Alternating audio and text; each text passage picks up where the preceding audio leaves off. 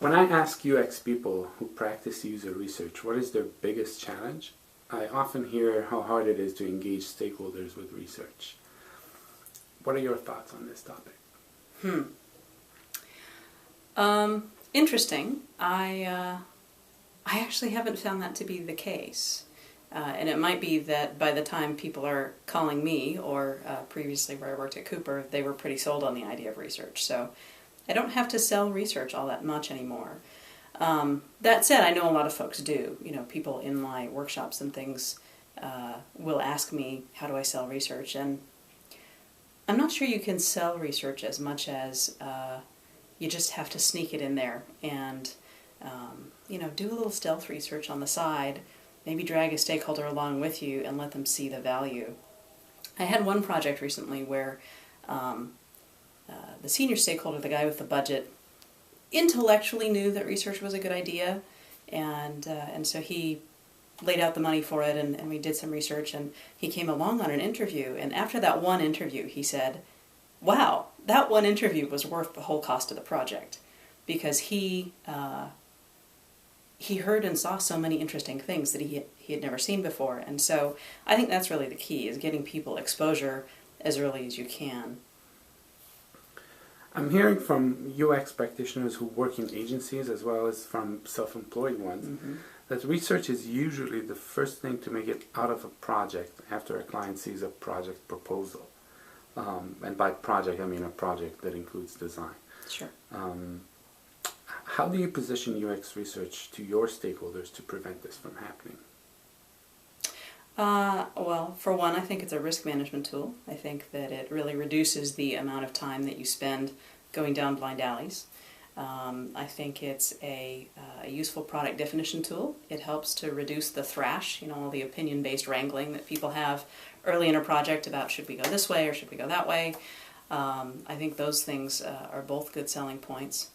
Sometimes I think you just have to start conversations with stakeholders and start asking the kinds of questions that you would ask users. And when they realize they can't answer those, then the need for research becomes more obvious as well. That said, I think there are some projects where it's not deadly if you don't go out and do first-hand research. If you've got a fairly well-defined product with an audience that your stakeholders have had a lot of exposure to, I think it's possible to do good design without research, but it's a whole lot riskier. And I think that there are very few companies that really do that very well. Imagine an in-house UX researcher who's always trying to identify opportunities for impactful research. Right. What would you recommend they do to better identify such opportunities? Keep your friends close and your enemies closer, as they say. Not that anybody's your enemy. But I think that just engaging a lot with the product managers and as much as you can with the executives is going to be a big help, because if you hear, oh, somebody's going on a site visit or somebody's doing a focus group, gee, how can I get involved in that? Because focus groups can lead to strange things sometimes, and site visits without any design involvement, I think, are a lost opportunity for you and for the other folks doing that site visit. So really, I think it's just about engaging, building relationships, and come along, behave yourself, but then sneak in a couple of good questions and add value, and then they'll invite you next time. UX researchers sometimes experience a tension between conducting research they were asked to do by their stakeholders, for example, product managers, versus research that they were not asked to do but think they should do. What are your thoughts on balancing this tension? Do first, ask permission later. I think that as long as it doesn't take a huge investment up front, I think that if you've got the professional judgment that says, hey, there's research I need to do, you should certainly go ahead and do it. That said, if you don't fulfill what people are asking you to do, you're not going to have the opportunity to do the other. So definitely pursue that research. I know one of my clients is the head of UX research, and that's her sole domain inside of a good-sized company. And she's provided enough value at this point that sometimes she's asked to do things, but more often she's the one proposing the projects and getting the funding and having people say, you think you need to do it? Okay, go do it. And I think that she's worked herself into a good position by demonstrating value. And that's really the key, is people say, oh, well, I don't have a seat at the table or whatever. And, well, you're not going to get invited. You just have to demonstrate that you're providing good insight. And it's not just insight, but you're helping people figure out, what do you do with that insight? Because they don't always know. Can you tell me a story about a difficult stakeholder? Maybe someone who didn't understand or respect UX research? And you don't have to name names. Well, I think the classic example is a senior executive at a big software company who, he was one of the founders of the company eons ago, and it was a successful company, and so naturally he thought, well, we've made money doing this, so clearly we know what we're doing. And yet, some of his team had hired us to do some research, and we came back with some things that surprised him. And his immediate response was rejection, and belittling, actually, the value of understanding the user. He says, he's just a data entry guy. Why do I care about him? Okay, well, you care about him because your customers are spending tons of money on how much time this guy is wasting. And so, if we can reduce all this time he's wasting and make him more effective, then he's going to save your customers money, and that's going to sell your product. And so, it took a little bit of persuasion, but I think that when he saw the design, he started understanding the value of the research. Sometimes people just don't get the value of those intermediate steps until they see the results. And so that's kind of a hard road sometimes. What are some ways to make a better connection, a visible connection to these stakeholders between research and design? A visible connection? Well, I think that personas and scenarios are a huge help. Because you can say, okay, personas represent these patterns that we described to you based on our research findings. And then, okay, if we can all agree that these are the kinds of users we want to serve, and if we can agree that these are the goals and their needs, then, okay, can you imagine how this kind of solution would address those needs? Yeah, we can imagine that. And then all of a sudden you have a thread tying that design concept all the way back to the research. And so that sort of traceability in a technical sense only matters if you're, doing medical products or something, and yet some amount of that rhetorical traceability is persuasive in any setting, I think. If you can say, well, you see this sketch on the whiteboard? I know this isn't how you would do it, and this isn't how you behave, but here's how this user and that user and that user that we saw did behave. And if you got photos and things to back that up, then I think that's a big help. The more visceral you can make that research, the better. Many UX practitioners are always looking for creative deliverables that engage their stakeholders with research findings. What are some deliverables you found to be working well for you? Honestly, I think it's less about getting creative with the deliverable than it is about, how do I put this? Helping people reach the same conclusion you did on their own, rather than just handing them your conclusions. And that doesn't necessarily mean that they have to go along on the research with you and do the synthesis with you, although great, if you want to engage people at that level, it works pretty well. It takes a long time and it's messy.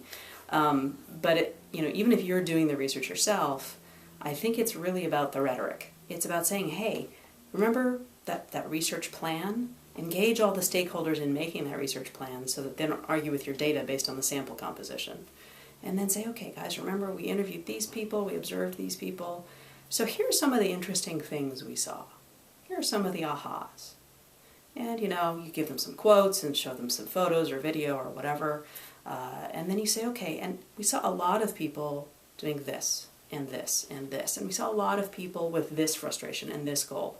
And so you sort of start to pull out the patterns. And then you show them how those patterns turn into personas and scenarios and requirements. And so you just kind of follow the thread so that you're not ever saying, okay, ta-da, we have some personas. Those are going to get rejected, right? But if you help people build up to that, then they're going to nod their heads and go, oh, okay, I see how you got there. And I think that that is a lot more powerful when people can reach their own conclusions. And yet you sort of guide them to those conclusions. And I think that's tremendously powerful. I heard from some people I talked with about this, that they knowingly choose not to provide recommendations. They have recommendations, they develop their recommendations, but they don't share them with their teams. Again, they want their teams to, they help their teams to reach to conclusions, to their own conclusions, hoping it will be the same, trying to help them get to the same conclusions, not insisting if it's not far from what they got. And this, as opposed to people who, many practitioners, every report includes findings and recommendations. Yeah. What do you think works better, or at least what worked better for you? I mean, I think that if you are purely a design researcher and you're supporting the efforts of designers, they're going to reach their own conclusions about what to do for sure. That said, I'm a designer doing a lot of research, and so for me, not to make that actionable would be kind of unthinkable, actually, because the reason that I'm ultimately there is to help people connect the dots. I find a lot of my clients have spent thousands, even hundreds of thousands, on market research. Right? They've gone and done a lot of surveys, or they've done a lot of focus groups, and they have all these reports, and they're not sure what to do with them. And they don't really see how this pile of stuff affects that website or that product that they're building. And I think if you don't connect the dots, at some point it doesn't make sense. If your consumers of your research are mostly designers, then maybe that's true. Although I always encourage people who are in research-only roles to involve the designers in the research, because I think if you're just saying, hey, I'm a researcher, designer, here's some results, then I've seen designers not really buy that and not really be able to act on it either. So I think making your research actionable is a primary responsibility of anybody who is trying to influence an organization. All right, and that's a good connection to the last question. Okay. How can UX practitioners tell if their stakeholders are bought into research? Well, budgets are a big indicator. If they're not budgeting for some research dollars or time, then that tells you they're not bought in. Same thing, if they're not budgeting for design time, maybe they're saying it's important, but, the budget really speaks the truth. That's one. I think that, when you get stakeholders really talking about things that they've seen from the research, or referring back to it in conversation, I think that's a good clue. I don't think it'll be a mystery whether your stakeholders are bought into research or not, because they'll want you to do it if they really believe in it, and they'll be the ones saying, hey, should we do some research for this?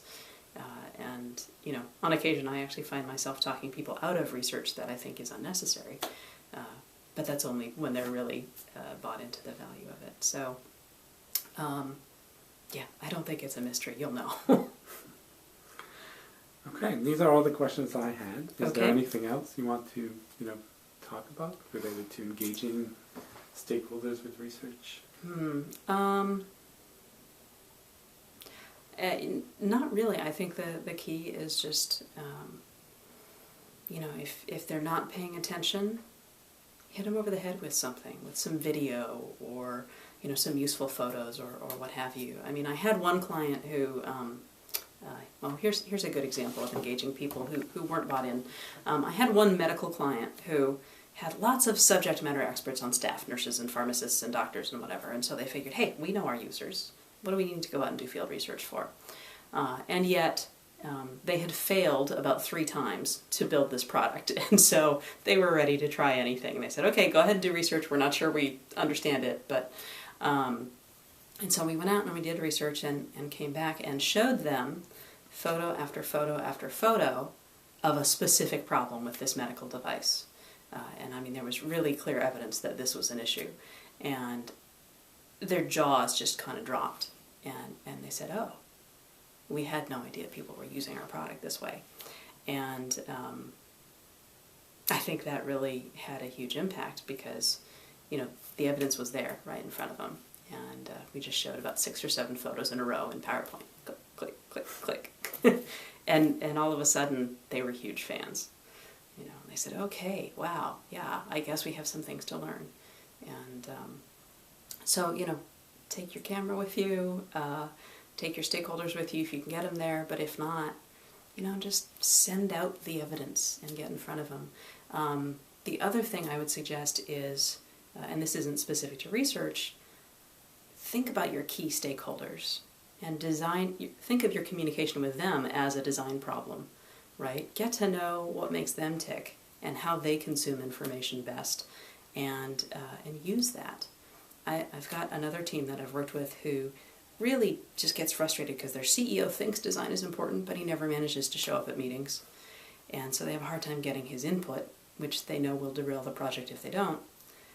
And yet, they learned that he really likes YouTube videos. He's constantly sharing YouTube videos with his senior executives. So they said, what if we just made a video and emailed it to him? And so they started doing that. And so they would make these little 1 or 2 minute videos, send them to him, and ask for his feedback based on the video. Granted, you have to, keep it very simple, but that got his attention. And he engages with every single one of those videos and gives them feedback. And what's more, he shares those videos when he thinks they're great. He sends them out to people and says, hey, look at this stuff that the design organization's doing. So they studied him as their user of their communication. So craft your communication as carefully as you would the design, because good ideas don't sell themselves. And I guess that's my other suggestion. Okay, thank you very much. Thank you.